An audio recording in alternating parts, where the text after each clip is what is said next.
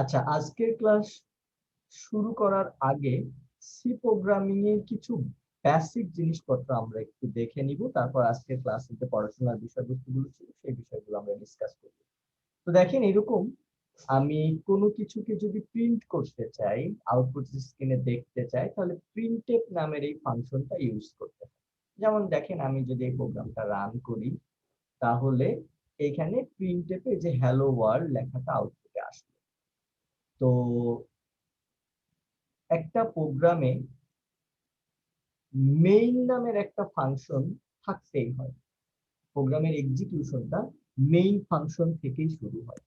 অন্যান্য আরো ফাংশন থাকতে পারে একটা প্রোগ্রামে, তবে মেইন নামের একটা ফাংশন থাকতেই হবে এবং মেইন ফাংশন থেকে এক্সিকিউশনটা শুরু হবে।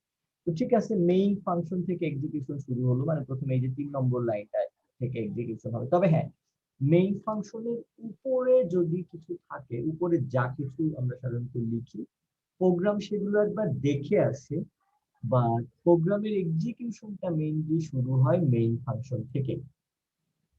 তো মেইন ফাংশনে এক্সিকিউশন শুরু হলো, এরপর ভিতরে আসলো একটা 5 নম্বর লাইন একটা ফাংশন আছে প্রিন্টএফ। এই প্রিন্টএফটা হচ্ছে একটা বিল্ট ইন ফাংশন, যার কাজ আমি ওই প্রিন্টএফ এর মধ্যে যা কিছু লিখবো, ওই প্রিন্টএফটা সেগুলোকে আউটপুট দেবে। ওর কাজ এক, যে আমি ওর মধ্যে যা কিছু লিখবো আউটপুট হিসেবে সেগুলো দেবে। তো শারমিন, আহ, স্যার হচ্ছে যে আমার যদি ভাইবার প্রশ্ন করা হয় যে মেন ফাংশন কেন থাকবে, আমি তো মানে কিভাবে এক্সপ্লেন করবো? এটা বললে তো হবে না যে মেন এটা ফাংশন হচ্ছে থাকতেই হবে। প্রোগ্রামিং এর মানে একটা রুলস। কিভাবে বলবো? প্রোগ্রামিং এ মেইন ফাংশন নামের একটা ফাংশন থাকতেই হবে, এবং প্রোগ্রামের এক্সিকিউশন মেইন ফাংশন থেকেই শুরু হয়। এটা হচ্ছে সি প্রোগ্রামিং এর রুলস। এখন সব প্রোগ্রামেই যে মেইন ফাংশন লাগবে বিষয়টা এরকম না, তবে সি প্রোগ্রামিং বা জাভা বলেন, সি প্লাস প্লাস বলেন, এই সব প্রোগ্রামিং এ মেইন নামের একটা ফাংশন অবশ্যই অবশ্যই থাকবে, এবং এক্সিকিউশনটা মেইন ফাংশন থেকেই শুরু হয়। Okay sir. আচ্ছা, তো এই যে প্রিন্টএফটা হচ্ছে একটা বিল্ট ইন ফাংশন, এই বিল্ট ইন ফাংশনটা কিভাবে কাজ করবে সেইটা নিশ্চয়ই এক জায়গায় বলা থাকবে। মানে আমি প্রিন্টএফ লিখলাম আর কাজ হয়ে গেল, কিন্তু প্রিন্টএফটা কিভাবে কাজ করবে, কি কাজ করবে, এগুলো এক জায়গায় ডিফাইন করা আছে। তো এই যে বিল্ট ইন ফাংশনের ডেফিনেশন যেগুলো থাকে, সেই ডেফিনেশন গুলো থাকে হচ্ছে হেডার ফাইল বা লাইব্রেরি।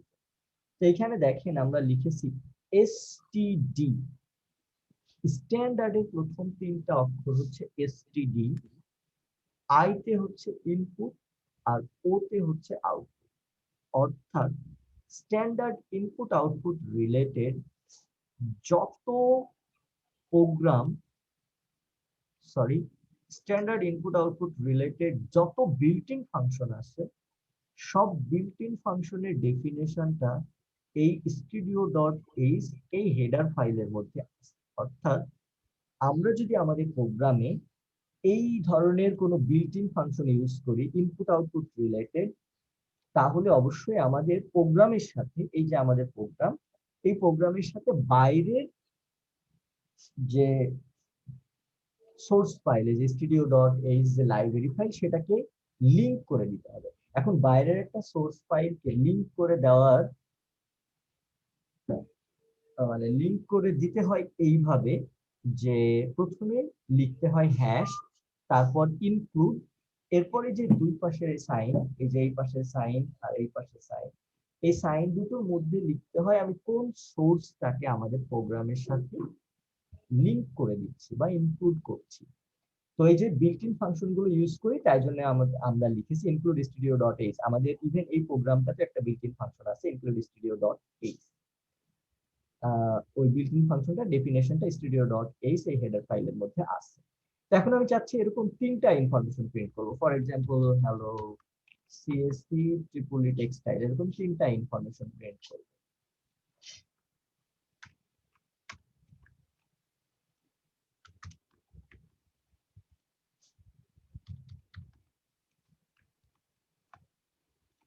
আচ্ছা, ট্রিপলি সিএসসি ট্রিপলি টেক্সটাইল, এই 3টা আমি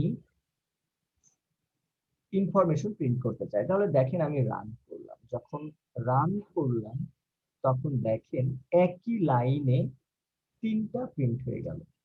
আসলে আমরা যদিও ভিন্ন ভিন্ন লাইনে প্রিন্ট করতে চেয়েছিলাম, কিন্তু সেটা আমরা পারলাম না, না পেরে আমাদের একই লাইনে প্রিন্ট হয়ে গেছে। তো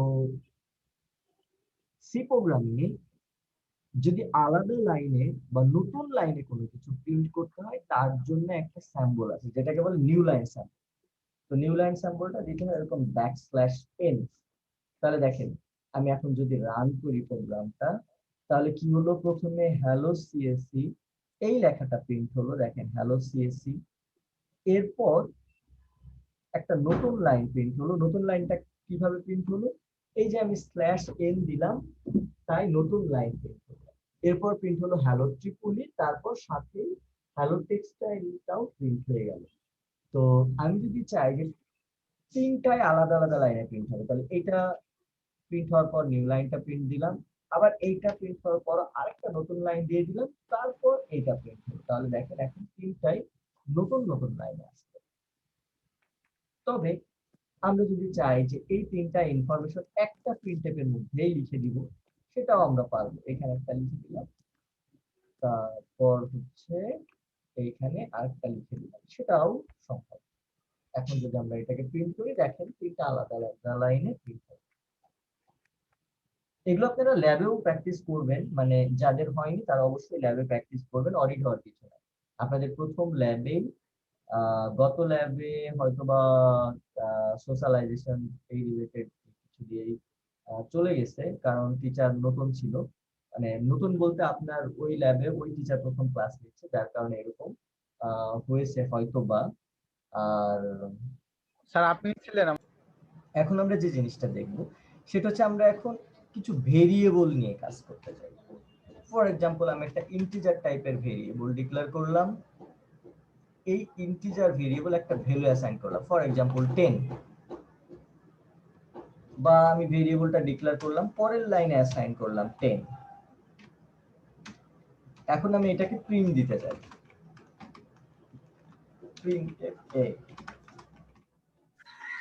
যারা গত ক্লাসে ল্যাব করেছেন তারা বাদে বলেন তো এটার আউটপুট কি হবে,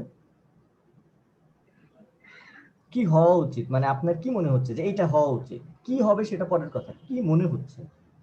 স্যার এটা এরর হবে। ইরোর? ইরোর কেন? স্যার 10 হবে। 10 হবে। স্যার স্যার ইন্টিজারকে %d দিয়ে ইয়ে করতে হয় না প্রিন্টএফ এর ভিতরে? করতে হয় সেটা না, আমি এইভাবে লিখলে দেখেন, আমি যদি এখানে এবিসি লিখতাম, এবিসি লিখতাম, তাহলে আউটপুট কি আসতো? নিশ্চয়ই এবিসি। আচ্ছা, আমি যদি এখানে লিখতাম 2টা এ, তাহলে আউটপুট কি আসতো? নিশ্চয়ই 2টা এ। তাহলে আমি একটা এ লিখলে আউটপুট কেন এ আসবে না? অবশ্যই এটার আউটপুট এই আসবে। আমরা প্রিন্টএফ এর মধ্যে যা কিছু লিখে আউটপুট সেটাই আসে। আমি ডাবল কোড দিয়ে লিখলে আউটপুট এই আসবে। আমি যদি ডাবল কোড দিয়ে হ্যালো লিখি, আউটপুট যদি হ্যালো আসে, তাহলে আমি ডাবল কোড দিয়ে এ লিখলে আউটপুট কেন এ আসবে না? অবশ্যই এই আসবে। কিন্তু আমরা আসলে চাচ্ছি যে এ তো আমরা একটা ভ্যালু অ্যাসাইন করে দিয়েছি, ওই ভ্যালুটা যেন আউটপুট আসে। তো এটার জন্য আমাদের স্পেসিফায়ার বা ফরম্যাট স্পেসিফায়ারের সাহায্য নিতে হবে। ইন্টিজারের জন্য স্পেসিফায়ার হচ্ছে %d। %d লেখার পর আমি এ লিখলাম। তাহলে দেখেন এই %d যেটা করতে পারে সেটা হচ্ছে এটা একটা ভ্যালু রিপ্লেস করতে পারে। কার ভ্যালু সেটা আবার কমা দিয়ে আমাদের বলে দিতে হবে। এখানে যেমন দেখেন আমি বলছি এর ভ্যালুটা তোমাকে রিপ্লেস করতে হবে। এখন এর ভ্যালু কত? 10। এখানে 10 রিপ্লেস হয়ে যাবে, আউটপুট আসবে 10। এখন যদি আমি প্রিন্ট দিই, তাহলে আউটপুট কিন্তু আসবে 10, এর ভ্যালুটা।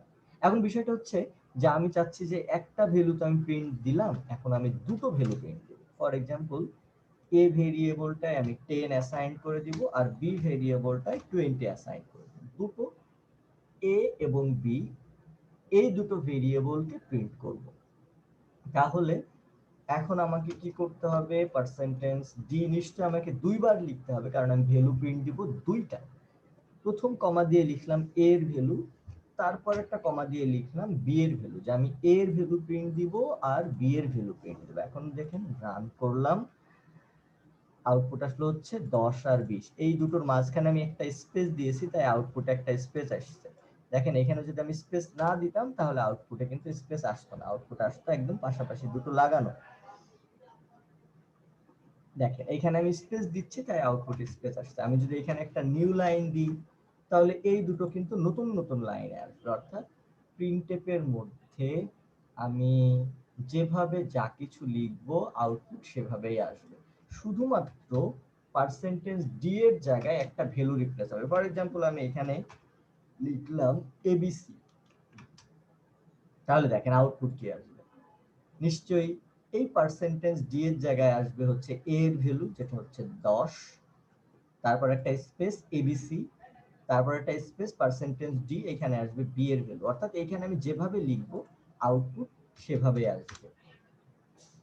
তো এটা গেল হচ্ছে আমি দুটো নাম্বার এখানে অ্যাসাইন করে দিলাম, সেটাকে প্রিন্ট দিলাম।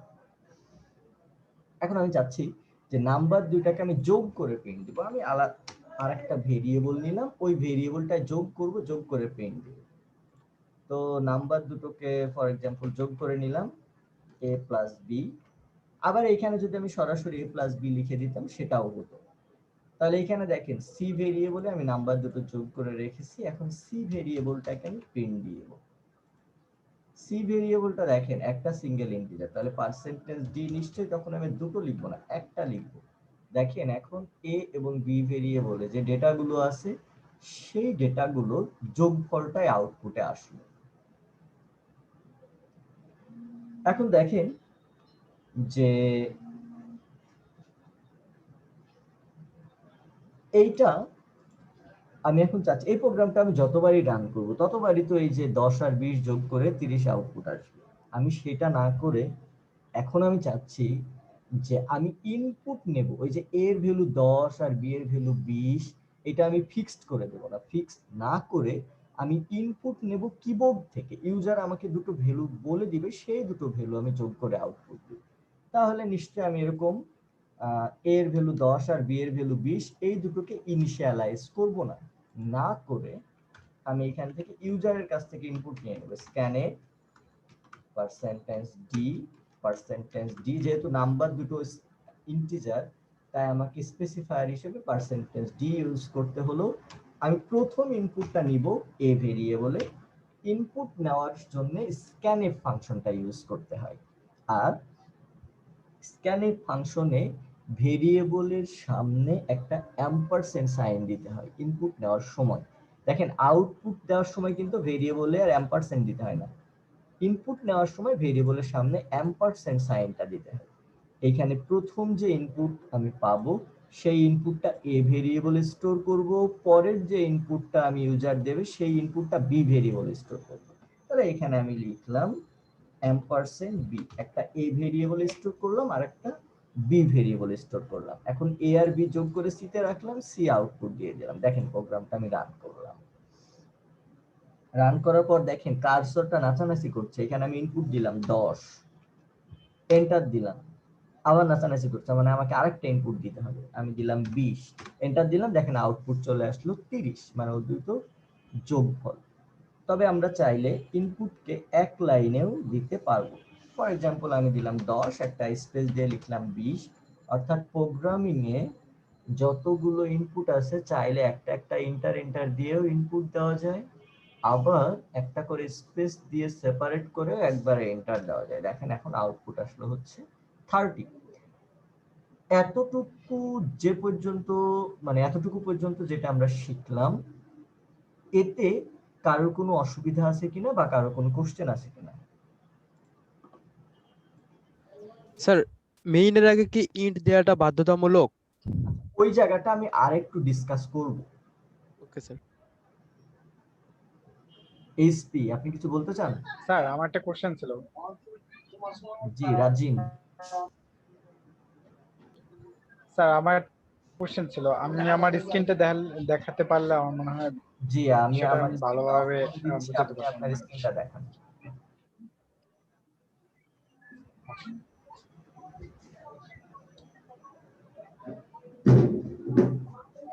স্যার এখানে আমার প্রোগ্রামটা করা আছে, যেমন এখানে আপনি এখানে ছোট্ট একটা ভুল করেছেন, ওই যে স্যার এই যে ইন্ট মেন, তারপর প্রিন্টএফে ওই যে ডাবল কোড দিয়েছেন পার্সেন্টেজ ডি জি কমা এই যে কমাই কোন ভ্যালুটা জি এটা কমা দিয়ে বলবেন না এখানে, হ্যাঁ কমা দিয়ে লেখেন। জি জি আমার এই আমি যদি এটা না দিই, যেমন না দেওয়ার ক্ষেত্রে একটা মান আসতেছে, যে না দেওয়ার ক্ষেত্রে একটা মান না আসবে, দেওয়ার ক্ষেত্রে garbage একটা value দিয়ে মান দিবে। আসতেছে এই মানটা হ্যাঁ একটা গার্বেজ মাইনাস। ভ্যালু দিয়ে দিবে, কারণ আপনি পার্সেন্টেজ ডি ও দিয়েছেন, আচ্ছা আচ্ছা ওখানে আমার ইন্টিজার প্রিন্ট হবে, কিন্তু আপনি তো এটাই আমার জানার।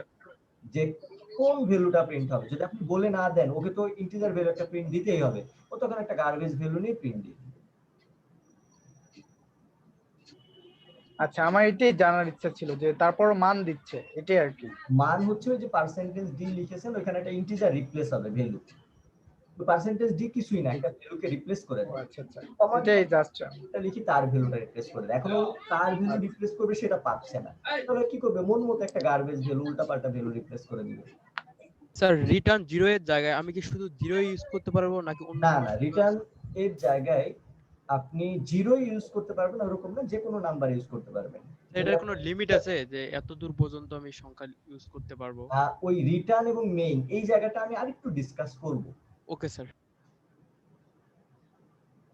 আর কারো কোনো কোশ্চেন বা অসুবিধা বুঝতে?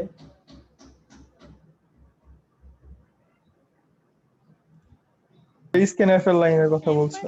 আচ্ছা স্ক্যানএফ এর যে লাইনটা আছে এই লাইনটা হচ্ছে এই সাইনটাকে বলে অ্যাম্পারস্যান্ড। হ্যাঁ প্রোগ্রামিং এ অ্যাম্পারস্যান্ড বলে তা কিন্তু না, ইংলিশেও এটাকে অ্যাম্পারস্যান্ডই বলে, কিন্তু আমরা হচ্ছে ওই এটাকে অ্যান্ড বানিয়ে নিয়েছি যে অ্যান্ড, আসলে ওইটার নাম অ্যাম্পারস্যান্ড, প্রোগ্রামিং এও অ্যাম্পারস্যান্ড, ইংলিশ ল্যাঙ্গুয়েজেও ওইটার নাম অ্যাম্পারস্যান্ড। তো এই এন্ড সাইনটা দেওয়া হয়, দেখেন আমি প্রথম যে ভেরিয়েবল, প্রথম যে ভ্যালুটা ইউজার ইনপুট দিবে ওইটা আমরা কি করব, এই ভেরিয়েবলটায় রাখবো। এখন আমরা যখন ভেরিয়েবল গুলো ডিক্লেয়ার করি তখন মেইন মেমোরি বা র্যামে ওইটার জন্য একটা ঘর তৈরি হয়, তো ওইটার ঘরটা বলতে অ্যাড্রেস বোঝায়, আর অ্যাড্রেস বোঝাতে গেলে ভেরিয়েবলের অ্যাড্রেস বোঝাতে গেলে সাধারণত তার সামনে অ্যাম্পারস্যান্ড সাইন দিতে হয়, অর্থাৎ এখানে বলা হচ্ছে যে প্রথম যে ইনপুটটা দেবে ইউজার সেটা যেন এ ভেরিয়েবলের অ্যাড্রেসে রাখি, পরের যে ইনপুট দেবে সেটা যেন বি ভেরিয়েবলের অ্যাড্রেসে রাখি, এই জন্য ভেরিয়েবলের সামনে অ্যাম্পারস্যান্ড সাইন গুলো দিতে হয়।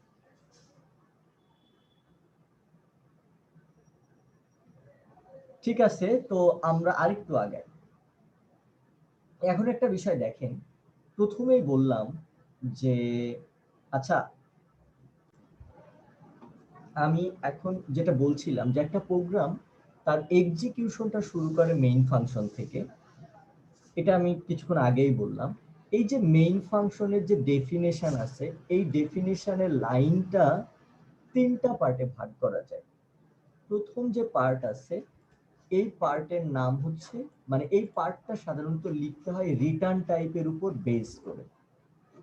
পরের যেটা আছে এটা হচ্ছে একটা ইউজার ডিফাইন্ড ফাংশনের নাম, যেমন এখানে মেইন একটা নাম, আমি আরেকটা ইউজার ডিফাইন্ড ফাংশন এবিসি নাম দিতে পারি, আরেকটা এক্সওয়াইজেড নাম দিতে পারি, এরকম নাম আমি দিতে পারবো, তবে একটা মেইন নামের ফাংশন থাকতেই হবে এবং এক্সিকিউশনটা মেইন ফাংশন থেকে শুরু হয়। আর এই যে ফার্স্ট ব্র্যাকেট আছে এই ফার্স্ট ব্র্যাকেট হচ্ছে আমি যখন ফাংশনটাকে কল করব তখন ওই ফাংশনে যদি কোনো ভ্যালু পাঠানো দরকার হয়, ফর এক্সাম্পল আমি এরকম একটা এবিসি ফাংশন এখানে কল করলাম যে এবিসি ফাংশনটা কল করে দিলাম, কিভাবে কল করতে হয়, কল করলে কি কাজ হয়, কিভাবে লিখতে হয়, এগুলো কিন্তু আমরা ডিটেইল শিখবো, একটা চ্যাপ্টার আছে যার নামই ইউজার ডিফাইন্ড ফাংশন, এবং ওই চ্যাপ্টারটা আমরা 3 দিন ধরে পড়াশোনা করবো, অনেক কিছু শিখবো এখানে। আপাতত আমি ধরলাম যে এবিসি ফাংশনটা একটা ইউজার ডিফাইন্ড ফাংশন যেটা আমি কল করেছি, তো এখানে আমি আবার লিখলাম এবিসি ফাংশন, এরকম এবিসি ফাংশনটা লিখলাম, জাস্ট এটা লিখলাম যে ফাংশনটা এরকম হয়। আর এটার সামনে আমি দিলাম হচ্ছে ভয়েড, মানে এটার কোনো রিটার্ন নাই, আমি হচ্ছে বা এটার একটা রিটার্ন আছে, রিটার্নটা আমি দিলাম ইন্টিজার। আচ্ছা এখন দেখেন এই যে এবিসি ফাংশনটা আমি যখন কল করলাম তখন এমন তো দরকার হতেই পারে যে এই ফাংশনে আমার মেইন ফাংশন থেকে কিছু ভ্যালু পাঠাতে হবে, অর্থাৎ এবিসি ফাংশনে যে কাজ আছে এই কাজটা করার জন্য মেইন ফাংশন থেকেই কিছু ভ্যালু পাঠাতে হতে পারে, এমন দরকার হতেই পারে। যদি দরকার হয় তাহলে আমরা এই ফার্স্ট ব্র্যাকেটের মধ্যে লিখবো, এই যে এই ফার্স্ট ব্র্যাকেটের মধ্যে, যেটাকে বলে আর্গুমেন্ট বা প্যারামিটার। তাহলে মেইন ফাংশনের এইটা প্রথম অংশটা রিটার্ন টাইপের উপর বেস করে লিখতে হয়। পরের যে অংশটা, এই অংশটা হচ্ছে নাম, যেমন এই যে এটা হচ্ছে নাম, এবিসি যেমন নাম, কিন্তু মেইন নামের একটা নাম থাকতেই হয়, এটা হচ্ছে নাম। তারপরের অংশটা হচ্ছে প্যারামিটার, যদি কোনো কিছু পাস করতে হয় ওই ফাংশনে। আচ্ছা, এখন একটা বিষয় একটু দেখেন, যে এই যে এবিসি ফাংশনটা আমি কল করলাম, মানে মেইন ফাংশনে এই লাইনটা আগে এক্সিকিউট হবে, তারপরে এটা হবে, তারপরে এটা হবে, তারপরে এটা হবে, তারপর এবিসি ফাংশনটা এক্সিকিউট হবে। যখন এবিসি ফাংশনটা এক্সিকিউট হবে তখন কিন্তু এই নিচে চলে আসবে, ওই ফাংশনের মধ্যে যে কাজগুলো আছে সেই কাজগুলো করবে। আচ্ছা, এমন হতে পারে না যে এই এবিসি ফাংশনে আমি একটা কাজ করতে দিয়েছি, ওর রেজাল্ট যেটা আছে ওই রেজাল্টটা আমার মেইন ফাংশনে ফিরিয়ে নিয়ে যেতে হবে? সেটা কিন্তু দরকার হতেই পারে। তো এই যে ফিরিয়ে নিয়ে যাওয়ার জন্য আমাদের লিখতে হয় হচ্ছে রিটার্ন, অর্থাৎ আমি এই ফাংশনে লিখলাম হচ্ছে return, for example R E T U R N, return একটা ভেরিয়েবল। ফর এক্সাম্পল আমি এই ফাংশনে একটা কাজ করেছি, কাজ করে আমার এ ভেরিয়েবল একটা ডেটা আছে, এমন হতেই পারে যে আমি একটা কাজ করতে দিয়েছি, কাজ শেষে যে রেজাল্টটা হয়েছে ওই রেজাল্টটা আমি এ ভেরিয়েবলে স্টোর করে রেখেছি, এখন এ ভেরিয়েবলটাকে রিটার্ন করব, আমি কিন্তু সেটা করতেই পারি, এই ভ্যালুটাকে মেইন ফাংশনে আমি রিটার্ন করা দরকার হতে পারে। তাহলে দেখেন এই যে এ ভেরিয়েবলে যে ভ্যালুটা আছে, এই ভ্যালুটার উপর বেস করেই কিন্তু আমাকে এখানে লিখতে হবে এটা ইন্টিজার এবিসি লিখবো নাকি ফ্লট এবিসি লিখবো নাকি ক্যারেক্টার এবিসি লিখবো। ফর এক্সাম্পল এ ভেরিয়েবলে যে ভ্যালুটা আছে এই ভ্যালুটা ফ্লট টাইপের ভেরিয়েবল, তাহলে কিন্তু আমি ইন্টিজার এবিসি লিখবো না, আমি লিখবো হচ্ছে ফ্লট এবিসি। আরেকটা জিনিস আমি ক্লিয়ার করি, এইখানে ইন্টিজার লিখছি বলেই এই ফাংশনে যত কাজ আছে সব ইন্টিজার ডেটার উপরে হবে, এটা কিন্তু ম্যান্ডেটরি না। আমি কিন্তু দেখেন এই পার্টটা বলছি যে এটা লিখতে হবে রিটার্ন টাইপের উপর বেস করে, তাহলে এইখানে একটাই লাইন শুধু রিটার্নের পর যে ভ্যালুটা আছে বা যে ডেটাটা আছে ওই ডেটাটা কি ধরনের সেটার উপরে বেস করেই কিন্তু আমাকে লিখতে হবে একটা ইউজার ডিফাইন ফাংশনের প্রথম যে পার্ট রিটার্ন টাইপ পার্টটা। যদি এইখানে আমি যে ভ্যালুটা পাঠাচ্ছি সেটা যদি একটা ক্যারেক্টার হয় তাহলে কিন্তু আমি এখানে লিখবো ক্যারেক্টার এবিসি। আমি যে এখানে ভ্যালুটা পাঠাচ্ছি এই ভ্যালুটা যদি ডাবল টাইপের ভেরিয়েবল হয় তাহলে আমি কিন্তু এখানে লিখবো ডাবল এবিসি। আশা করছি আপনারা রিটার্ন টাইপটা বুঝতে পেরেছেন, রিটার্ন কিভাবে করতে হয়, রিটার্ন করিয়ে নিয়ে যেতে হয় কিভাবে, সেটা ওই যে আমরা ইউজার ডিফাইন ফাংশন যেটা আছে ওই চ্যাপ্টারটা না পড়লে আসলে অত বেশি ক্লিয়ার হতে পারবো না। শুধু আমি একটা জায়গা ক্লিয়ার করি, সেটা হচ্ছে একটা ইউজার ডিফাইন ফাংশনের তিনটা পার্ট, এই পার্টটা লিখতে হয় রিটার্ন টাইপের উপর বেস করে। এই যে এখানে আমি ইন্টিজার লিখেছি, এটার সাথে রিলেশন শুধুমাত্র একটাই, শুধু এই জায়গাটা, এর ভিতরে কি ধরনের কাজ হবে এইটা কিন্তু সেটাকে ডিফাইন করে দেয় না। আচ্ছা, পরেরটা হচ্ছে ইউজার ডিফাইন ফাংশনের নাম, আর এটা হচ্ছে ইউজার ডিফাইন ফাংশন কল করার সময় যদি কোনো ভ্যালু পাঠাতে হয় তাহলে ওইটা ওইখানে লিখতে হয়, আর্গুমেন্ট বা প্যারামিটার বলে। আচ্ছা, এখন একটা বিষয় দেখেন, যে আমি যদি এই যে রিটার্নটা না লিখি, যে আমার প্রোগ্রামে রিটার্ন দরকার নাই, আমি একটা ইউজার ডিফাইন ফাংশন লিখেছি ওটা রিটার্নটা দরকার নাই, তাহলে সেক্ষেত্রে আমরা লিখবো হচ্ছে ভয়েড মেইন। এখন আমি তো খালি মেইনও লিখতে পারতাম, ভয়েড বলতে প্রোগ্রামিং এ বোঝায় যে শূন্য বা ফাঁকা, আমি যদি এইভাবে লিখতাম যে ফাঁকা মেইন, কিছু নাই সামনে তারপর মেইন, তো ইন্টিজার মেইন লেখাও যা শুধু মেইন লেখাও তাই, অর্থাৎ আমি যদি শুধু মেইন লিখি তাহলে বাই ডিফল্ট ওটা ইন্টিজার মেইনই হয়ে যায়। আমি যদি ইন্টিজার মেইন লিখি তাও যেটা হলো, আমি যদি শুধু মেইন লিখি একই জিনিস হলো, বাট আমি বলছি যে আমি রিটার্ন করব না, এই জন্য আমি তখন লিখবো হচ্ছে ভয়েড মেইন, যে আমার প্রোগ্রামে কোনো রিটার্ন নাই, মানে আমি এই ইউজার ডিফাইন ফাংশন যেটা লিখেছি এই ফাংশনটা কোনো কিছু রিটার্ন করতে হবে না, সেক্ষেত্রে আমরা লিখবো ভয়েড। আচ্ছা, এখন আসি এই যে এই ফার্স্ট ব্র্যাকেটের মধ্যে যে ফাঁকাটা আছে, এই ফাঁকাটায় ভয়েড লেখাও যা আবার ফাঁকা রাখাও তাই। এই প্যারামিটারের মধ্যে কোনো কিছু যদি না থাকে তার মানে বোঝায় যে প্যারামিটার নাই, মানে শূন্য ফাঁকা ভয়েড। সামনেরটা ভয়েড লিখতে হয় একটাই কারণে, যে আমি যদি শুধু মেইন লিখি তাহলে বাই ডিফল্ট ইন্টিজার মেইন হয়ে যাবে, অর্থাৎ এইখানে যদি আমি ভয়েড লিখি তাও যেটা হবে, ভয়েড যদি না লিখি তাও একই জিনিস হবে, কারণ ওইটা ফাঁকা রাখা মানে ডিফল্ট হচ্ছে ভয়েডই, বাট এইটার সামনে এরকম ফাঁকা রাখা মানে ডিফল্ট হয়ে যায় ইন্টিজার, এজন্য এটার সামনে ভয়েডটা লিখতে হবে যদি আমরা রিটার্ন কোনো কিছু না করি। এটা ছিল একটা ইউজার ডিফাইন ফাংশনের যে তিনটা পার্ট আছে, পার্ট তিনটার কথা আমি বর্ণনা করলাম। এখন আপনারা বলেন যে আপনাদের এতটুকু এই পর্যন্ত যা পড়াশোনা করলাম তাতে কোনো অসুবিধা আছে কিনা, বা কোনো কিছু বুঝতে পারেননি?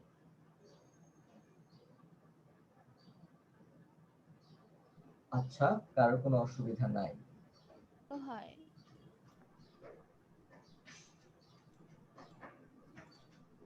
ঠিক আছে, তাহলে আজকের দিনে আমাদের যে পড়াশোনার বিষয়বস্তু ছিল আমরা সেইখানে চলে যাই। আমরা আজকে পড়ব হচ্ছে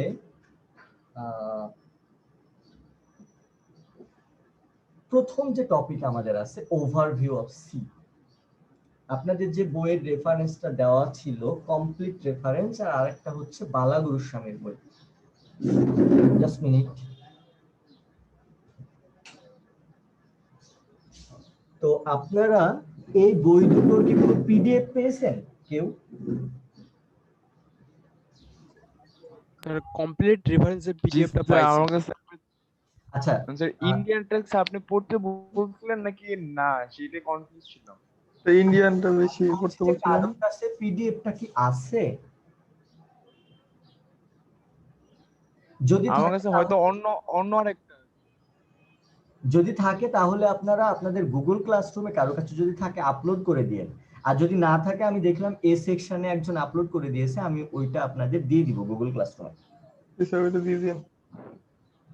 আচ্ছা, তো আপনাদের রেফারেন্স বই যেটা দি কমপ্লিট রেফারেন্স, আর হচ্ছে বালা গুরুস্বামী ওই যে সি প্রোগ্রামিং ইন আনসিসি, এই দুটো বইয়ের প্রত্যেকটা চ্যাপ্টার অর্গানাইজেশন এবং ভিতরের পড়াশোনা মোটামুটি একই রকম, চ্যাপ্টারের নাম টামগুলো সব সেম। তো আমরা প্রথম যে টপিকটা পড়বো বা প্রথম যে চ্যাপ্টারটা পড়বো এটা হচ্ছে ওভারভিউ অফ সি। তো এই চ্যাপ্টারে বোঝাই যাচ্ছে যে সি প্রোগ্রামিং এর বেসিক বিষয়গুলো সম্পর্কে পড়াশোনা। তো প্রথমে আসি আমরা প্রোগ্রামের ডেফিনেশন। দেখেন এতক্ষণ পর্যন্ত আমরা যা কিছু লিখলাম সবকিছু কিন্তু একটা ইনস্ট্রাকশনের সেট, যে আমরা একটা স্পেসিফিক কাজ, যেমন দুটো সংখ্যা যোগ করব বা এই কাজটা করলাম এই কাজটা করলাম, ইনপুট নিলাম আউটপুট দিলাম। এইরকম প্রোগ্রামিং এ যদি আমরা কোনো কিছু করতে চাই তাহলে আমাদের এরকম একটা সেট অফ ইনস্ট্রাকশন লিখতে হয়। এই সেট অফ ইনস্ট্রাকশনটাকে আসলে আমরা বলি প্রোগ্রাম। তো যদি আমি ডেফিনেশনটা পড়ি তাহলে এই programme is a specific set of instructions to perform a specific task. এখানে দেখেন স্পেসিফিক টাস্ক বলতে এটা বোঝা যাচ্ছে যে আমি ফর এক্সাম্পল প্রাইম নাম্বারের প্রোগ্রামটা যেটা লিখবো সেটার স্পেসিফিক সেটটা যেমন আলাদা হবে।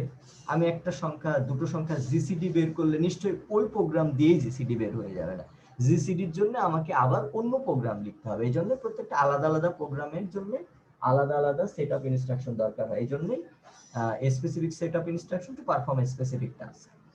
তো এই যে প্রোগ্রামিং ল্যাঙ্গুয়েজ যেগুলো আছে, এই প্রোগ্রামিং ল্যাঙ্গুয়েজ গুলো লেভেলের উপর ডিপেন্ড করে তিন ধরনের হয়। একটা হচ্ছে হাই লেভেল প্রোগ্রামিং ল্যাঙ্গুয়েজ, আর একটা হচ্ছে মিড লেভেল প্রোগ্রামিং ল্যাঙ্গুয়েজ, আর লাস্ট ওয়ান হচ্ছে লো লেভেল প্রোগ্রামিং ল্যাঙ্গুয়েজ। প্রথমে আসা যাক হাই লেভেল প্রোগ্রামিং ল্যাঙ্গুয়েজটা আসলে কি। যে প্রোগ্রামিং ল্যাঙ্গুয়েজটা মানুষের ভাষার যত কাছাকাছি সেটাকে হাই লেভেল প্রোগ্রামিং ল্যাঙ্গুয়েজ বলে। তো সি প্রোগ্রামিংটা যখন ইনভেন্ট হয় তখন সি প্রোগ্রামিংটাকে হাই লেভেল প্রোগ্রামিং ল্যাঙ্গুয়েজ বলা হতো, বাট এই সময় আরো অনেক হাই লেভেল প্রোগ্রামিং ল্যাঙ্গুয়েজ চলে আসছে, ওই জন্য সি প্রোগ্রামিংটাকে এই মুহূর্তে মিড লেভেল প্রোগ্রামিং ল্যাঙ্গুয়েজ বলে। তবে কেউ যদি হাই লেভেল প্রোগ্রামিং ল্যাঙ্গুয়েজ বলে তার মানে সে খুব বেশি অপরাধ করে ফেলেছে, বিষয়টা এরকম না। তবে সি প্রোগ্রামিংকে মিড লেভেল প্রোগ্রামিং ল্যাঙ্গুয়েজ বলা হয়। লো লেভেল প্রোগ্রামিং ল্যাঙ্গুয়েজ বলতে দেখেন আমরা কম্পিউটার যেমন 1010 ছাড়া কিছুই বোঝে না, কম্পিউটারের ভাষায় হচ্ছে 1010।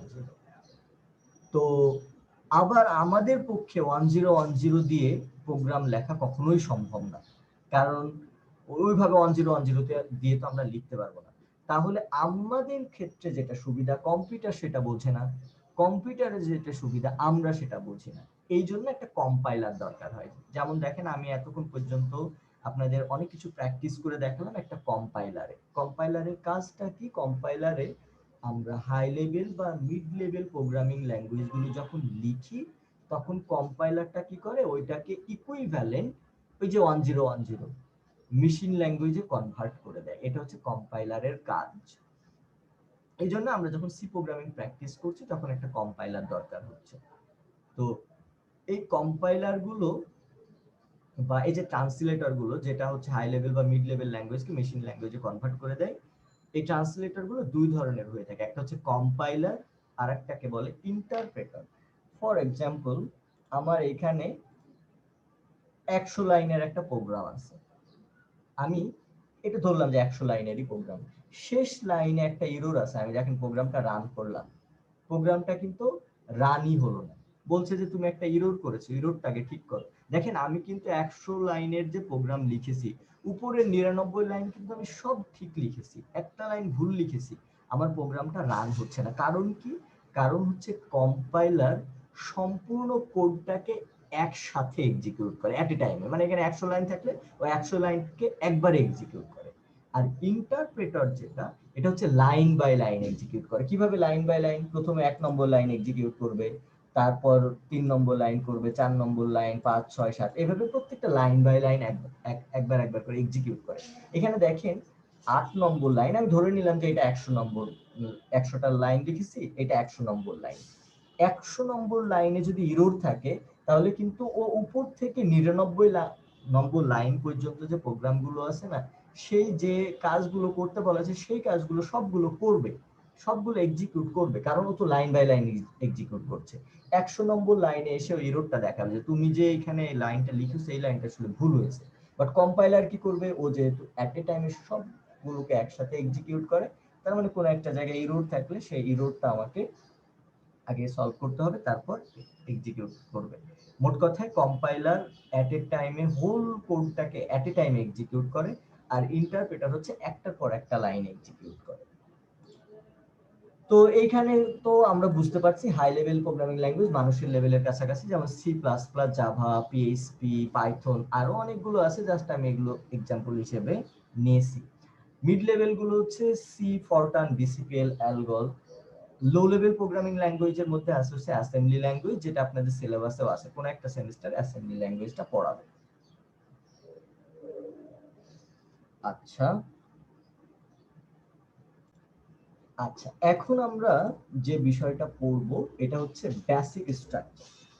তো বেসিক স্ট্রাকচার বলতে আমরা খুব সহজেই বুঝি। ফর এক্সাম্পল, আমি যদি বলি একটা বিল্ডিং এর স্ট্রাকচার, তার মানে কি বিল্ডিং এর কোথায় পিলার আছে, কোথায় দেওয়াল হবে, কোথায় বিম হবে, কোথায় আমি ইলেকট্রিক সার্কিট বোর্ড লাগাবো, কোথায় সুইচ হবে, ইত্যাদি ইত্যাদি, কোথায় ফ্যানের ইয়ে হবে, পয়েন্টটা হবে, এগুলো হচ্ছে বিভিন্ন স্ট্রাকচার। তো সি প্রোগ্রামিং এও কোথায় কোনটা লিখতে হয় এইরকম একটা স্ট্রাকচার আছে। ফর এক্সাম্পল, আমি এই যে মেইন ফাংশনের মধ্যে এসে ইনক্লুড স্টুডিও ডট এইচ লিখলে তো হবে না, তাই না?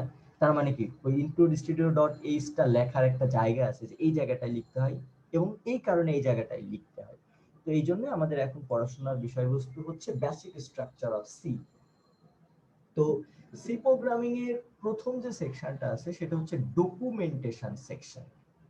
এখন ডকুমেন্টেশন সেকশনটা প্রোগ্রামিং এ ম্যান্ডেটরি কোনো পার্ট না, মানে আপনাকে লিখতেই হবে বিষয়টা এরকম না, এটা একটা ভালো প্র্যাকটিস। এখন আমরা আসি ডকুমেন্টেশন সেকশনে কি লিখতে হয়। সেটা হচ্ছে এই যে আমি এরকম একটা প্রোগ্রাম লিখেছি বা আরো বড় একটা প্রোগ্রাম লিখবো বা আরো একটা গেম বানাবো। তো আমার ফর এক্সাম্পল একটা, আমি সফটওয়্যার ফার্মে জব করি, ওখানে আমি কিছুদিন জব করেছি, 6-7 মাস আমি কিছু সফটওয়্যার তৈরি করেছি। তো কোনটা কোন রিলেটেড প্রোগ্রাম এটা যদি আমরা শুরুতে একটু লিখে রাখি কয়েক সেন্টেন্সে, যে আসলে এইটা হচ্ছে প্রাইম নাম্বারের প্রোগ্রাম, প্রাইম নাম্বারটা আসলে এইভাবে সলভ করতে হয় ম্যাথমেটিক্যালি, তো আমি নিচে এই ভেরিয়েবল গুলো ইউজ করে এই কাজটা করেছি। আমি কিন্তু আবারও বলছি এটা কিন্তু ম্যান্ডেটরি পার্ট না, আপনাকে লিখতেই হবে, বিষয়টা এরকম না। এইটা হচ্ছে একটা, কি বলে এটাকে, এটা হচ্ছে বোঝার সুবিধার্থে একটা গুড প্র্যাকটিস। হ্যাঁ, তো এইখানে দেখেন সামনে কিন্তু এরকম স্ল্যাশ সাইন দিয়ে লেখা আছে। তো প্রোগ্রামিং এ স্ল্যাশ সাইন দিয়ে যদি কোনো কিছু লেখা হয় তাহলে সেইটা এক্সিকিউট হয় না। যেমন এটা আমি স্ল্যাশ সাইন দিয়ে লিখলাম, মানে এটা কমেন্ট হয়ে গেল। এই কমেন্টের লাইনটা কিন্তু থাকবে, বাট কম্পাইলার ওইটা এক্সিকিউট করতে পারবে না। মানে এই প্রোগ্রামটা এক্সিকিউট হবে ওই লাইনটা বাদে। দেখেন আমাকে কিন্তু ইনপুট দেওয়ার কোনো সুযোগ দেয়নি। আচ্ছা আমি এখানে একটা আগে ইরর বোঝানোর জন্য একটা ইরর করে রাখছিলাম। দেখেন এই প্রোগ্রামে আমাকে কিন্তু কোনো কিছু ইনপুট নিতে দিবে না, একটা আউটপুট চলে আসবে গার্বেজ ভ্যালু। কেন গার্বেজ ভ্যালু আসলো? আমরা যখন ভেরিয়েবল গুলো ডিক্লেয়ার করি তখন ওই ভেরিয়েবলে কিছু গার্বেজ ভ্যালু বাই ডিফল্টে চলে আসে। মানে আমি এই ভেরিয়েবলটা ডিক্লেয়ার করেছি, ওই এ ভেরিয়েবল ডিক্লেয়ার করা মানে ওইটা তো র্যামে ওইটার জন্য ঘর তৈরি হয়। তো র্যামে ওই ঘরগুলোতে ফর এক্সাম্পল কিছুক্ষণ আগেই আমি হচ্ছে অপারেটিং সিস্টেম কিছু একটা কাজ করছিল, ওই ঘরে কিছু বাই ডিফল্ট কিছু ডেটা আছে, ওই জন্য ভেরিয়েবল গুলো ডিক্লেয়ার করলে বাই ডিফল্ট ওই ঘরে কিছু ডিফল্ট ভ্যালু থেকে যায়, যেটাকে বলে গার্বেজ। তো এ ভেরিয়েবল বি ভেরিয়েবলে দুটো গার্বেজ ভ্যালু আছে, গার্বেজ ভ্যালু দুটো যোগ করে সি ভেরিয়েবলে রাখলাম, সেটা আমি প্রিন্ট করে দিলাম। দেখেন গার্বেজ একটা ভ্যালু আউটপুট আসছে। অর্থাৎ প্রোগ্রামে যদি আমি ডাবল কোট দিয়ে কোনো কিছু লিখি সেক্ষেত্রে ওই লাইনটা এক্সিকিউট হয় না, এটাকে কমেন্ট বলে। তো এই প্রোগ্রামিং এ ডকুমেন্টেশন সেকশনটাও একটা কমেন্ট, যে কমেন্টটা প্রোগ্রামের ওভারঅল প্রোগ্রাম সম্পর্কে যদি আমি সামনে একটা কমেন্ট লিখি প্রথমে, এটাকে ডকুমেন্টেশন সেকশন বলে। প্রোগ্রামে দুই ভাবে কমেন্ট করা যায়। ফর এক্সাম্পল আমার এখানে প্রোগ্রামটাই 500 লাইন আছে, এই 500 লাইনকে আমি কমেন্ট করতে চাই। তো এই 500 লাইনকে কি আমি প্রত্যেক লাইনের সামনে এইভাবে এসে এসে এসে এসে একবার করে কমেন্ট করবো? এটা তো বিশাল পরিশ্রমের কাজ। আবার দেখা যাচ্ছে 500 লাইন কমেন্ট করলাম, 1 মিনিট পর আবার ওই লাইনগুলো কমেন্টগুলো রিমুভ করে দিতে হবে। মানে আমি একটা দেখছিলাম যে প্রথম 500 লাইন স্কিপ করলে কি ধরনের পারফরমেন্স দেয়, পরের 500 লাইন স্কিপ করলে কি ধরনের পারফরমেন্স দেয়, এই ধরনের কিছু একটা কাজ করছিলাম। তার মানে কি কিছুক্ষণ পর আমাকে আবার ওই কমেন্টগুলো তুলে দিতে হবে। তো এরকম একটা একটা করে লাইনের সামনে অতবার লেখা তো সমস্যা, এই জন্য ব্লক অফ লাইনকেও কমেন্ট করা যায়। ফর এক্সাম্পল আমি চাচ্ছি এইখান থেকে শুরু করলাম, প্রথমে আমি লিখবো হচ্ছে স্ল্যাশ তারপর স্টার, যেখানে এসে শেষ হবে। ফর এক্সাম্পল এটা 100 নম্বর লাইনের শেষ, এখানে লিখলাম স্টার তারপর স্ল্যাশ। তাহলে দেখেন এখন এই লাইন থেকে এই লাইন পর্যন্ত সব লাইনগুলো কমেন্ট হয়ে গেল। এর মধ্যে 1000 লাইন থাকতে পারতো, 2000 3000 সব লাইন থাকতে পারতো। অর্থাৎ এটা হচ্ছে স্টার্টিং আর এটা হচ্ছে ইন্ড। শারমিন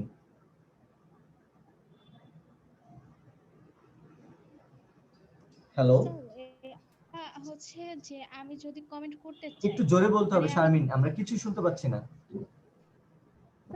আমি যদি কমেন্ট করতে চাই, আমি যদি প্রথম লাইন থেকে শুরু করে 100 নাম্বার লাইন পর্যন্ত করতে চাই, কিন্তু এখানে মাঝখানে আমি 50 নাম্বার লাইনটা মানে কমেন্ট করব না, এভাবে কি করা যাবে নাকি না, স্টার্ট করলে এন্ড পর্যন্ত ওইভাবে করা সবগুলো যাবে না। তাহলে লাইনই আপনাকে করা লাগবে? এখানে দুটো ব্লক বানাতে হবে, 1 থেকে 49, 50 নম্বরটা বাদ দিয়ে আবার 51 থেকে 100। ওইটার মাঝখানে কোনো লাইন বাদ দেওয়া যায় না। একটা ব্লক হলে ব্লকটা সম্পূর্ণ কমেন্ট হয়ে যাবে। এরকম সিচুয়েশন আসলে ওই যেরকম 51 নম্বর লাইনটাকে 50 নম্বর লাইনটাকে ফ্রি করে রেখে দুটো ব্লক করে ফেলতে হবে। আর কারো কোনো কোশ্চেন? Okay sir. আচ্ছা, তাহলে আমরা যেখানে ছিলাম সেটা হচ্ছে কমেন্ট দুই ভাবে করা যায়, সেটা আমি দেখালাম। মেইনলি আমরা ছিলাম ডকুমেন্টেশন সেকশন, সেটা অলরেডি আমার বলা শেষ। এখন আমরা আসলাম লিংক সেকশন। তো লিংক সেকশন বলতে আমরা যে প্রোগ্রামটা লিখছি ওই প্রোগ্রামের সাথে যদি বাইরের কোনো এক্সটার্নাল সোর্সকে কানেক্ট করে দিতে হয় তাহলে ওইটাকে লিংক সেকশনে লিখতে হয়। লিংক সেকশনটা লেখার স্টাইল হচ্ছে এই যে প্রথমে লিখতে হবে হ্যাশ, তারপর লিখতে হবে ইনক্লুড, আর এই দুটো সাইনের মধ্যে আপনি যে সোর্সটাকে লিংক করে দিতে চান সেই সোর্সটা লিখতে হবে। যেমন আমাদের এই প্রোগ্রামে প্রিন্টএফ স্ক্যানএফ ফাংশন আছে, যেমন এখানে দেখেন প্রিন্টএফ স্ক্যানএফ যে ফাংশনগুলো আছে এই ফাংশনগুলো একটা বিল্ট ইন ফাংশন। এই ফাংশনের ডেফিনেশনটা আছে studio.h হেডার ফাইলের ভিতরে। এই হেডার ফাইলটাকে আমরা আমাদের প্রোগ্রামে লিংক করে দিলাম। এখন কি হবে জানেন, এই প্রোগ্রামটা যখন আমরা রান করব নিশ্চয়ই এই প্রোগ্রামের একটা ইকুইভ্যালেন্ট বাইনারি ফাইল তৈরি হবে, যেটাকে আমরা বলছি ওই যে মেশিন যেটাকে রান করতে পারবে, যে 1010 ফাইল তৈরি হবে, যেটাই ট্রান্সফার করে নিবে কম্পাইলারটা। ও যখন ট্রান্সফার করবে তখন এই স্ক্যানে কিভাবে কাজ করবে, যে ডেফিনেশনের লাইনটা আছে না, ও কিন্তু এই জায়গায় ওইটাকে ইনক্লুড করে ফেলবে। প্রিন্টএফ কিভাবে কাজ করবে ওটাকেও কিন্তু ইনক্লুড করে ফেলবে। অর্থাৎ ওই বাইনারি ফাইলে ওই স্ক্যানএফ এর সম্পূর্ণ ডেফিনেশন সহ কাজটা থাকবে, প্রিন্টএফ এর ডেফিনেশন সহ কাজটা থাকবে, ওটা ওরা ইন্টারনালি করে ফেলবে। এই যে আমাদের সোর্স কোডের সাথে বাইরের একটা সোর্স কোডকে আমরা লিংক করালাম, এটাই করতে হয় studio.h, সরি, এটাই করতে হয় এই যে ইনক্লুড এইটার মাধ্যমে, এবং এইটা লিংক সেকশনটা উপরে লিখতে হয়। আমি চাইলে এটাকে মেইন ফাংশনের ভিতরে লিখতে পারবো না। তারপর আমরা আসি definition section. Subrata Basak. Sir আমি মানে একটা প্রশ্ন ছিল স্যার, এই কম্পাইলারটা কি স্যার এটা .NET কোড দিয়ে তৈরি করা? না না, কম্পাইলার .NET দিয়ে তৈরি করা না। সি প্রোগ্রামিং বহুত আগে তৈরি হয়েছে, সেই ব্রিটিশ আমলে। ওই সময় .NET এর যে একটা প্রোগ্রামিং ল্যাঙ্গুয়েজ হবে মানুষের সেই ধারণাটাও ছিল না, কারণ সি প্রোগ্রামিং বহুত পুরাতন। আচ্ছা আচ্ছা তাহলে স্যার, আপনি এটাই আগে ছিল। এখন একটা বিষয় আপনি বলেন যে এইরকম একটা পুরাতন ল্যাঙ্গুয়েজের কম্পাইলার .NET দিয়ে কিভাবে ডেভেলপ করা হবে? এটাকে .NET এর তখন তো না নামগন্ধই ছিল না, তাই না? সি প্রোগ্রামিংটা একটু স্ক্রিপ্টিং টাইপের, ওর কম্পাইলারটা ওইভাবে রেডি করে, একটু স্ক্রিপ্টিং টাইপের লেখা। মানে যে লিনাক্স এর যে কোডগুলো দেখতে সি এর মতোই, কিন্তু একদম অ্যাকুরেট সি না। মানে আপনি সি প্রোগ্রামিং পারেন, কিন্তু ডিরেক্ট ওই প্রোগ্রামিং ল্যাঙ্গুয়েজে প্রথম দিনই পেরে যাবেন কোড করতে, ওইরকম না। সি প্রোগ্রামিং পারলে ওটা আপনি বুঝতে পারবেন, একটু স্ক্রিপ্টিং ল্যাঙ্গুয়েজ টাইপের, লিনাক্স এর স্ক্রিপ্ট যেমন লেখে ওই রকম করে ডেভেলপ করে কম্পাইলারটা। বাট হচ্ছে সি প্রোগ্রামিং এর সাথে ভালোই ঠিক রিলেটেড। আছে। আচ্ছা, এই যে ডেফিনেশন স্যার সেকশন যেটা আছে, এই ডেফিনেশন সেকশনটা সাধারণত ইউজার ডিফাইন ফাংশনের ডেফিনেশনটা লেখা হয়। ইউজার ডিফাইন ফাংশন তো আমাদের এখনো পড়াশোনা হয়নি, তো এই জন্য ডেফিনেশন হিসেবে আমি কনস্ট্যান্ট ডিক্লেয়ার করেছি। দেখেন, সি প্রোগ্রামিং এ যারা ডেটা হোল্ড করে রাখতে পারে তাদেরকে তাদের প্রপার্টিজের উপর বেস করে সেটা দুটো ধরনের হয়। একটা হচ্ছে ভেরিয়েবল, যেটা কি হয় ভ্যালুগুলোকে বারবার আপডেট করা যায়, আর আরেকটা হচ্ছে কনস্ট্যান্ট, যার ভেরিয়েবলকে আপডেট করা যায় না। যেমন এখানে দেখেন, আমি জাস্ট শর্ট একটা এক্সাম্পল দিয়ে ফেলি। এ ভেরিয়েবলের ভ্যালুটা হচ্ছে 10, বি ভেরিয়েবলের ভ্যালুটা হচ্ছে 20। আমি এখানে চাইলে কিন্তু এই ভেরিয়েবলের ভ্যালুটাকে 30 আবার অ্যাসাইন করতে পারি, আমার কোনো একটা কাজে লাগতেই পারে। দেখেন, এই ভ্যালুগুলোকে কিন্তু আমি বারবার চেঞ্জ করতে পারছি, বাট কনস্ট্যান্টকে চেঞ্জ করা যায় না। যেমন কিরকম চেঞ্জ করা যায় না, আমি কনস্ট্যান্ট আগে ডিক্লেয়ার করে নিই। কনস্ট্যান্ট ডিক্লেয়ার করতে হলে লিখতে হয় হ্যাশ DEFINE ডিফাইন। কাকে কনস্ট্যান্ট আকারে ডিক্লেয়ার করব? ফর এক্সাম্পল এক্স, তার ভ্যালু কত হবে? ফর এক্সাম্পল হবে হচ্ছে 20। এখানে একটা ছোট্ট পার্থক্য আছে। দেখেন, ভেরিয়েবলে যখন আমি একটা ডেটা অ্যাসাইন করি সেক্ষেত্রে কিন্তু ইকুয়াল সাইন ইউজ করতে হয়, বাট কনস্ট্যান্টে যখন আমরা করি তখন ইকুয়াল সাইনটা দিতে হয় না। এখানে এক্স এর মান হচ্ছে 20। আমি চাইলে এই প্রোগ্রামে সব জায়গায় এক্স এর ভ্যালুটা ইউজ করতে পারি। যেমন আমি এখানে এক্স এর ভ্যালুটা ইউজ করলাম। আচ্ছা, এখানে এটা বাদ দিই, তাহলে হিসেবটা সহজ হবে। এ এর ভ্যালু 10, বি এর ভ্যালু হচ্ছে 20, আর এক্স এর ভ্যালু হচ্ছে 20। তার মানে এই প্রোগ্রামের আউটপুট আসবে হচ্ছে 50। কনস্ট্যান্টকে এরকম আমি যে কোনো জায়গাতেই ব্যবহার করতে পারি, কিন্তু কনস্ট্যান্টের ভ্যালুটা আমি প্রোগ্রামে ম্যানুয়ালি আর আপডেট করতে পারবো না। মানে আমি এখানে এসে আবার লিখে দিতে পারবো না x = 10। এই যে চেঞ্জটা আমি চেঞ্জ করতে পারবো না কনস্ট্যান্টের ভ্যালুটা, বাট আমি কনস্ট্যান্টকে সব জায়গায় ইউজ করতে পারবো। যেখানে ইউজ করবো সেখানে 20 ভ্যালুটা পাবো। কনস্ট্যান্ট এবং ভেরিয়েবলের মধ্যে পার্থক্য এইটাই। আপনারা কি পার্থক্যটা বুঝতে পেরেছেন? জি স্যার। জি স্যার, বুঝতে পারছি। কনস্ট্যান্টের ভ্যালুটা চেঞ্জ করা যাবে না, ভেরিয়েবলের ভ্যালুটা ইচ্ছা মতো আমার যেখানে ইচ্ছা হবে সেখানে আমি ইউজ করতে পারবো, চেঞ্জ করতে পারবো। আর কনস্ট্যান্ট ডিক্লেয়ার করতে হয় এইভাবে, ডিফাইন লিখতে হয় হ্যাশ ডিফাইন। তারপর হচ্ছে আপনি কাকে কনস্ট্যান্ট আকারে, যেমন কাকে ভেরিয়েবল ডিক্লেয়ার করতে চান a, কাকে কনস্ট্যান্ট আকারে আমি ডিক্লেয়ার করতে চাই x, এখানে x ই হবে, তা না আপনার নামও হতে পারত। আর এখানে কি ভ্যালু আপনি দিবেন সেটা। আচ্ছা, তো তাহলে এখানে আমরা ডেফিনেশন সেকশনটা দেখলাম। এখন আমরা আসবো হচ্ছে ডিক্লারেশন। আচ্ছা, এই ডিক্লারেশন সেকশনটা প্রোগ্রামিং এ সবসময় রাইট সাইডকে ক্যালকুলেট করে লেফট সাইডে অ্যাসাইন করতে হয়। তাহলে বলেন তো y এর ভ্যালুটা কত হবে? 10 y এর ভ্যালু 10 কি করে হলো বলেন তো? 40 হবে স্যার। স্যার 40 y এর ভ্যালু হবে হচ্ছে 40। কেন 40? এর স্যার value 40 হবে। এর ভ্যালু 10, x এর ভ্যালু হচ্ছে 10, 10 10 আর y এর ভ্যালু হচ্ছে 20। তাহলে 40 এটা যোগ করে 40 হলো, এখানে আমি অ্যাসাইন করলাম 40। আচ্ছা বলেন তো এইখানে যদি আমি লিখি b প্লাস y, এই জায়গাটায় আউটপুটটা কত হবে? B plus sir 40 sir. 40 এখানে 40 হবে মনে হচ্ছে।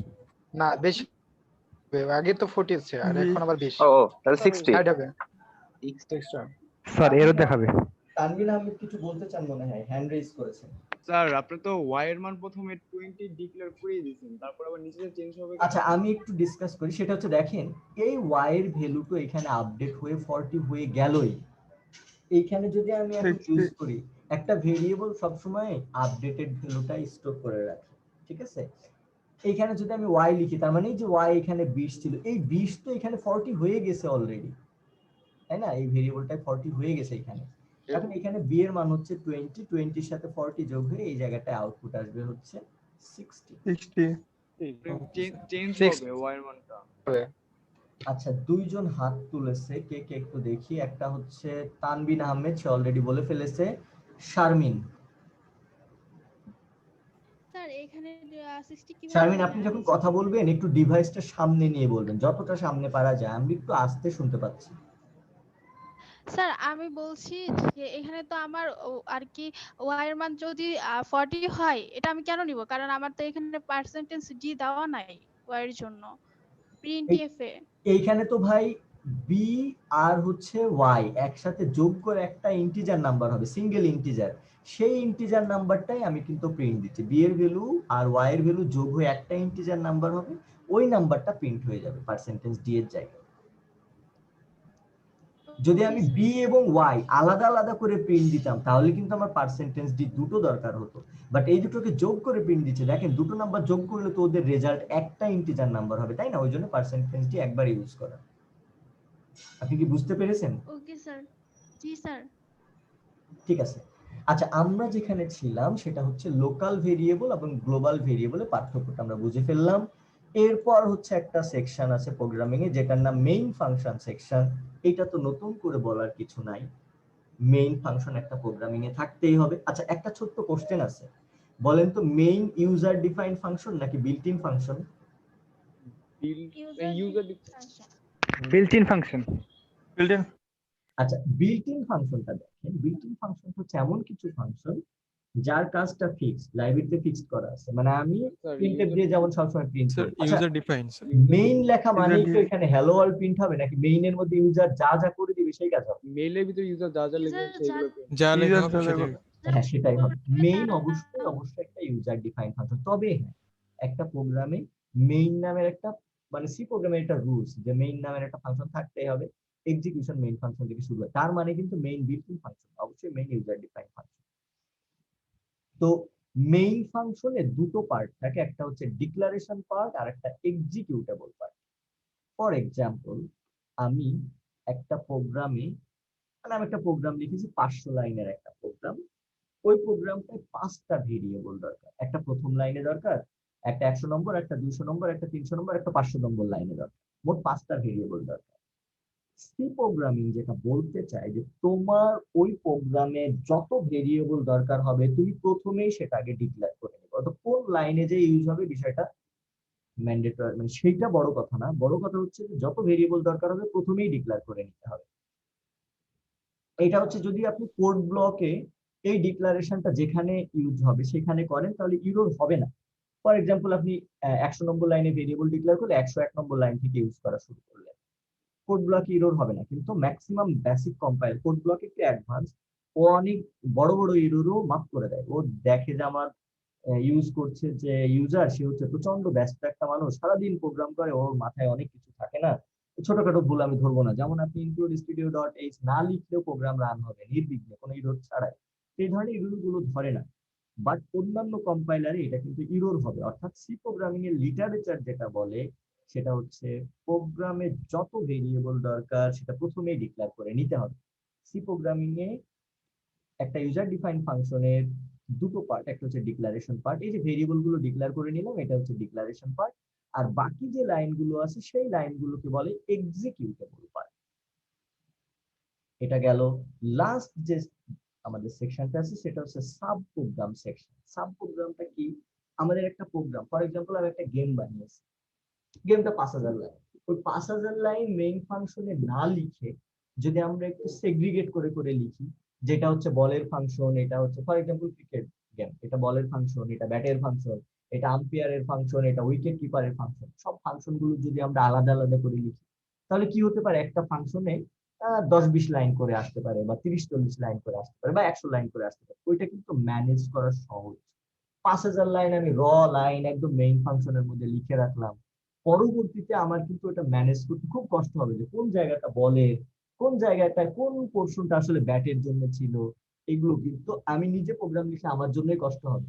আর আমার পরে যদি কেউ ওইটা এডিট করতে চায়, ফর এক্সাম্পল আমি একটা সফটওয়্যার ফার্মে গেমটা তৈরি করেছি, পরবর্তীতে একজন এসে ওইটা আবার এডিট করতে চাচ্ছে, আমি যদি এইরকম করে 5000 লাইন একদম মেইন ফাংশনের মধ্যে লাইন লিখে ফেলি তাহলে কিন্তু সে এডিট করতে তো পারবেই না, যতক্ষণ সে এডিট করবে ততক্ষণ কিন্তু আমাকে গালি দিবে যে তুমি প্রোগ্রামিং করতে পারো না, প্রোগ্রামিং এ তোমার নলেজই নেই, কি রকম করে এরকম একটা কোড লিখে ফেলছে। এই জন্য প্রোগ্রামিংটা যখন অনেক বড় হয়, অনেক ফাংশনাল যুক্ত যখন প্রোগ্রাম হয়, তখন ওইটাকে আমরা সাব প্রোগ্রামিং এ ডিভাইডেড করে ফেলবো, ছোট ছোট পার্টে ভাগ করে ফেলবো।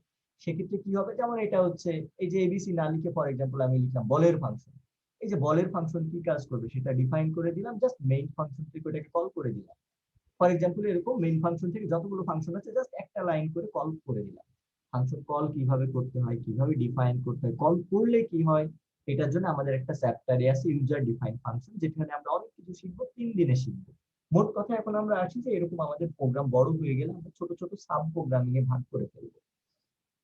এই ছিল আমাদের বেসিক স্ট্রাকচার। আজকের দিনে আমাদের ছোট্ট আরেকটা টপিক আছে, ওই টপিকটা পড়তে 1.5 মিনিট মতো সময় লাগবে আমাদের। তো এতক্ষণ পর্যন্ত আমরা যা কিছু পড়লাম তাতে কেউ কম বুঝতে পেরেছেন বা কারো কোনো কোশ্চেন আছে কিনা?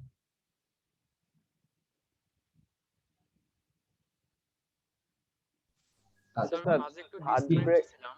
হ্যালো স্যার, আপনি এখানে ইন্ট এ 10, বি দিয়েছেন, এটার আসলে কারণটা কি? আপনি যদি একটু জোরে বলতেন এতটা ভালো আমি বুঝতে পারিনি। স্যার এই যে ডিক্লারেশন পার্টের ডান পাশে int A is equal to 10, এটা আসলে একটু বুঝিনি আমি স্যার। ওইখানে লিখতে পারতাম ইন্টিজার এ একটা ভেরিয়েবল সেমিকোলন, আবার লিখতে পারতাম ইন্টিজার বি আর একটা ভেরিয়েবল সেমিকোলন, ওটাও করা যায়, অথবা ইন্টিজার লিখে যে যে ভেরিয়েবল গুলো দরকার কমা কমা দিয়ে ডিক্লেয়ার করে দেওয়া যায়। তারপর স্যার এক্সিকিউটেবল পার্ট, ওটা হচ্ছে স্যার এবিসি ফার্স্ট ব্র্যাকেট দেওয়া আছে, ওইটা স্যার আমি সাব প্রোগ্রামের জন্য লিখছি তাই না স্যার? হ্যাঁ হ্যাঁ হ্যাঁ, ওইটা সাব প্রোগ্রাম লিখেছে, ওইখান থেকে কল করে দিয়েছি। এইটা ওকে স্যার। ডিটেইলে বুঝতে গেলে আমাদের ওই মানে ওই চ্যাপ্টারটা পড়তে হবে। জাস্ট এটা আমি ওভারভিউ দিচ্ছি যে এই বিষয়গুলো এই কাজগুলো এইভাবে হয়, এগুলো নিশ্চয়ই প্রত্যেকটা জন্য আলাদা আলাদা করে আমাদের চ্যাপ্টার আছে। ঠিক আছে, আমাদের আজকে ওকে স্যার। লাস্ট যে টপিক সেটা হচ্ছে importance of C. C programming এর ইম্পর্টেন্স গুলো কি? সি প্রোগ্রামিংটা হচ্ছে একটা রোবাস্ট ল্যাঙ্গুয়েজ। রোবাস্ট ল্যাঙ্গুয়েজ বলতে বোঝায় যে যদি একটা কমপ্লেক্স প্রবলেমকে কোন একটা প্রোগ্রামিং ল্যাঙ্গুয়েজের মাধ্যমে সহজেই সলভ করা যায়, মানে ওই প্রোগ্রামিং ল্যাঙ্গুয়েজের অনেক বিল্ট ইন ফাংশন থাকবে যে ফাংশনের মাধ্যমে সহজেই সলভ করা যাবে, এই ধরনের প্রোগ্রামিং ল্যাঙ্গুয়েজকে বলা হয় হচ্ছে robust programming language. Efficient and fast, sir আরেকবার একটু স্যার। মানে কোন একটা প্রবলেমকে যদি কোন একটা প্রোগ্রামিং ল্যাঙ্গুয়েজ দিয়ে ইজিলি সলভ করা যায়, মানে ওই প্রোগ্রামিং ল্যাঙ্গুয়েজের এমন কিছু অ্যাবিলিটি আছে, যেমন কিছু বিল্ট ইন ফাংশন আছে যে ফাংশনের মাধ্যমে ওটাকে সহজেই সলভ করা যাবে। তো এই ধরনের বৈশিষ্ট্যকে একটা প্রোগ্রামিং ল্যাঙ্গুয়েজের রোবাস্টনেস বলে বা রোবাস্ট প্রোগ্রামিং বলে, রোবাস্ট ল্যাঙ্গুয়েজ বলে। সি প্রোগ্রামিংটা হচ্ছে ইফিসিয়েন্ট এন্ড ফাস্টার। সি প্রোগ্রামিংটা রান টাইম মানে এক্সিকিউশন টাইমটা অন্যান্য প্রোগ্রামিং এর তুলনায় একটু ফাস্টার। সি প্রোগ্রামিংটা হচ্ছে পোর্টেবল প্রোগ্রামিং ল্যাঙ্গুয়েজ, পোর্টেবল বা মেশিন ইন্ডিপেন্ডেন্ট প্রোগ্রামিং ল্যাঙ্গুয়েজ। যেমন এই যে আমি সি প্রোগ্রামিংটা উইন্ডোজে লিখছি, আপনি যদি আপনার ম্যাকবুক থাকে সেখানে যদি লেখেন, দেখেন প্রোগ্রামিংটা কিন্তু চেঞ্জ করতে হবে না, প্রোগ্রামিংটা যা ছিল ওখানে সেম ভাবে এক্সিকিউট হবে। আবার আপনি অ্যান্ড্রয়েড প্ল্যাটফর্মে কোনো কিছু চেঞ্জ করা লাগবে না, সেম জিনিসটা এক্সিকিউট হবে। অর্থাৎ সি প্রোগ্রামিংটা মেশিন ইন্ডিপেন্ডেন্ট। আপনি যে মেশিনেই লেখেন সেম কোডটা অন্য একটা এনভায়রনমেন্টে নিয়ে যেও রান করতে পারবেন কোনো চেঞ্জ ছাড়াই। এটাকে বলে পোর্টেবল ল্যাঙ্গুয়েজ বা machine independent language. C programming এর কিওয়ার্ড সংখ্যা মাত্র 32টা। কিওয়ার্ড কাকে বলে? যেমন এই যে এখানে লেখা আছে হচ্ছে ইন্টিজার, রিটার্ন, ভয়েড, এগুলো হচ্ছে কিওয়ার্ড। এই কিওয়ার্ডের সংখ্যা সি প্রোগ্রামিং এ মাত্র 32টা, যেটা মনে রাখাটা সহজ। অল্প হলে মনে রাখতে পারবেন কিওয়ার্ড গুলো। সি ল্যাঙ্গুয়েজকে সহজেই এক্সটেন্ড করা যায়। সহজে এক্সটেন্ড করা যায় কথাটার অর্থটা কি? ফর এক্সাম্পল আমার এখানে একটা প্রোগ্রাম আছে, আমি নতুন একটা পার্ট অ্যাড করতে চাই, তাহলে কি করবো? এরকম একটা সাব প্রোগ্রাম লিখবো, লিখে জাস্ট মেইন ফাংশন থেকে কল করে দিলাম। তাহলে অন্যান্য লাইনগুলো বা অন্যান্য কোনো কাজই কিন্তু ইন্টারাপ্ট হলো না। সি প্রোগ্রামিং এ এরকম সহজেই সি প্রোগ্রামিংটাকে এক্সটেন্ড করা যায়। লাস্টলি হচ্ছে সি প্রোগ্রামিংটা এমন একটা ল্যাঙ্গুয়েজ, যে ল্যাঙ্গুয়েজটার মাধ্যমে সিস্টেম টাইপের সফটওয়্যারও ডেভেলপ করা যায়, আবার প্যাকেজও ডেভেলপ করা যায়। প্যাকেজ মানে ছোট ছোট আপনি অ্যাপসও ডেভেলপ করতে পারবেন, আবার সিস্টেম টাইপের কাজও করতে পারবেন। যেমন অপারেটিং সিস্টেম যেগুলো আছে, যেমন উইন্ডোজ অপারেটিং সিস্টেমটা, এই উইন্ডোজ অপারেটিং সিস্টেম যেমন উইন্ডোজ 7, উইন্ডোজ 10 বা যেগুলো আছে, এই অপারেটিং সিস্টেমের 60% কোড কিন্তু সি প্রোগ্রামিং দিয়ে লেখা। তাহলে দেখেন, সি প্রোগ্রামিং দিয়ে যদি অপারেটিং সিস্টেমের মতো জিনিস বানানো যায়, তার মানে সি প্রোগ্রামিং আপনি ভালো করে শিখলে বহুত কিছুই করতে পারবেন। সেটা মনে হচ্ছে, তাই না? যেমন অপারেটিং সিস্টেম কিন্তু হিউজ একটা জিনিস, সেটা সি প্রোগ্রাম, ওইটার আবার কোড আবার 60% সি প্রোগ্রামিং দিয়ে লেখা। তো সি প্রোগ্রামিং এরকম কাজও করা যায়। আবার সি প্রোগ্রামিং এ ছোট ছোট প্যাকেজ, ছোট ছোট গেম, ছোট ছোট অফিস রিলেটেড কাজ বা ছোট ছোট সফটওয়্যারও সি প্রোগ্রামিং দিয়ে তৈরি করা যায়। তো এই জন্য এই প্রোগ্রামিং ল্যাঙ্গুয়েজটা এরকম একটা সুবিধা আছে যে সিস্টেম লেভেলেও কাজ করা যায়। যেমন আপনি মাইক্রো কন্ট্রোলার দিয়ে যদি কোনো কাজ করতে চান, যেমন ছোট ছোট রোবট বা ছোট ছোট কোনো খেলনা টেলনা বানাতে চান, রোবোটিক, যেটা মেইনটেইন করা যায় প্রোগ্রামিং দিয়ে, এই যে মাইক্রো কন্ট্রোলারের মধ্যে যে প্রোগ্রামিংটা লিখতে হয় ওইটা কিন্তু সি প্রোগ্রাম। ওর ভিতরে আপনারা যদি কোনো মাইক্রো কন্ট্রোলার প্রোগ্রাম দেখেন, দেখবেন যে সি প্রোগ্রাম দিয়ে লেখা। তার মানে কি, এরকম একদম সিস্টেম লেভেলের কাজগুলো সি প্রোগ্রামিং দিয়ে করা যায়। আবার সি প্রোগ্রামিং দিয়ে এরকম বিজনেস বা প্যাকেজ রিলেটেড কাজও করা যায়। তো এগুলোই ছিল সি প্রোগ্রামিং এর ইম্পর্টেন্স, এবং আমাদের আজকে পড়াশোনা এই পর্যন্তই। যদি কারো কোনো কোশ্চেন থাকে তাহলে কোশ্চেন